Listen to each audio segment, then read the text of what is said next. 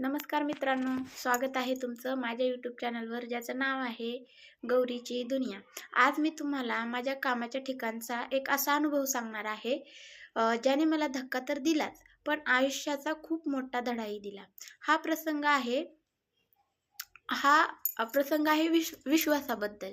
ही गोष्ट आहे 5-6 वर्षापूर्वीची ही गोष्ट आहे. तेव्हा मी एका कपड्याच्या दुकानामध्ये कामाला होते.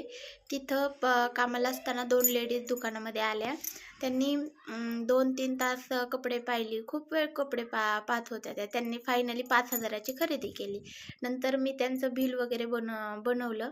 बिल बनवल्यानंतर पेमेंट करायची वेळ आली तेव्हा ते बोलले की पलीकडच्या साईडला दुकान आहे, त्या दुकानामध्ये माझा भाऊ आहे, तर त्याच्याकडून पैसे घेऊन तुम्हाला देतो. तर मी म्हटलं मग त्यांना तिथं बोलवून घ्या आणि पेमेंट करा. तर ते बोलले नाही, इथं आलं तर मग तो कपडे पाहिल, एवढी कपडे घेतली, तो पाहिल, मग यातली कपडे कॅन्सल करल, असं म्हणजे त्या बोलल्या.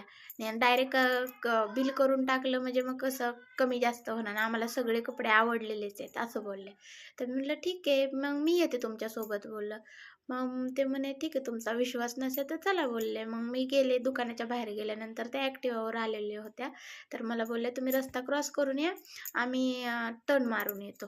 तर मी बोललं बरं ठीक आहे, मी येते रस्ता क्रॉस करून.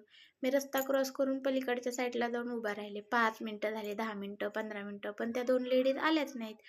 मग मी म्हटलं कदाचित आले असतील, दुकानामध्ये गेले असतील, मी पाहिलं नसेल, लक्ष नसेल. म्हणजे मला असं वाटलंच नाही की त्या महिला मला फसवत आहेत किंवा फसवलं मला त्यांनी, काहीच माझ्या मनात नव्हतं. मग मी त्या दुकानामध्ये गेले आणि त्या त्या तिथं एक त्या माणूस होता, त्याला विचारलं की तुमची बहीण आली आली अजून आली नाही का, त्याने पेमेंट वगैरे द्यायचं काय फोन वगैरे केला होता का असं विचारलं. तर तो म्हणे नाही, कोणती माझी बहीण नाही, कोण कपडे घेणार नव्हते, असं म्हणजे तो बोलू लागला. तर मी म्हटलं नाही अहो, मला इथंच सांगितलं होतं. तर तो नाही नाही तसं बोलला. मग मी विचार करू लागले. मी इकडं तिकडं पाहिलं, मला कुठंच त्यांची गाडी दिसली नाही, त्या 2 लेडीज दिसल्या नाही. तेव्हा मी इतके घाबरले, तेव्हा म्हणजे खूप वाईट वाटलं मला, त्यांनी असं फसवलं. त्यामुळे खूप खूप वाईट, त्या घटनेवरून मला खूप वाईट वाटलं. पण त्या घटनेतून मी 3 गोष्टी शिकले. माणसाची पारख, बोलण्यातून कोणत्याही माणसाचा स्वभाव, बोलण्यावरून कोणत्याही माणसाच्या स्वभावाची पारख करणे कठीण आहे, म्हणजे चुकीचंच आहे. व्यवहारामध्ये गोड बोलण्यापेक्षा नियमांना जास्त महत्त्व दिले पाहिजे. दुसरी गोष्ट म्हणजे व्यावसायिक शिस्त. व्यवसायात किंवा व्यवहारात नातेसंबंध किंवा ओळख असल्याशिवाय आधी वस्तू आणि मग पैसे, हा नियम कधीच मोडू नये. आणि तिसरी गोष्ट म्हणजे स्वतःला दोष देऊ नये. म्हणजे आपल्यात माणुसकी, चांगुलपणा आपल्यामध्ये असल्यामुळे आपण त्या व्यक्तीवर विश्वास ठेवला, पण समोरची व्यक्ती जर चुकीची असेल तर त्याला आपण काहीच करू शकत नाही.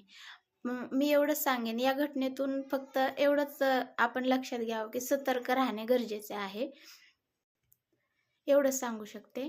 मग मित्रांनो, तुमच्यासोबत असं कधी घडलं आहे का? तुमची फसवणूक झाली आहे का? या अनुभवामुळे मी खूप सावध झाली आहे. तुम्ही पण सावध राहा.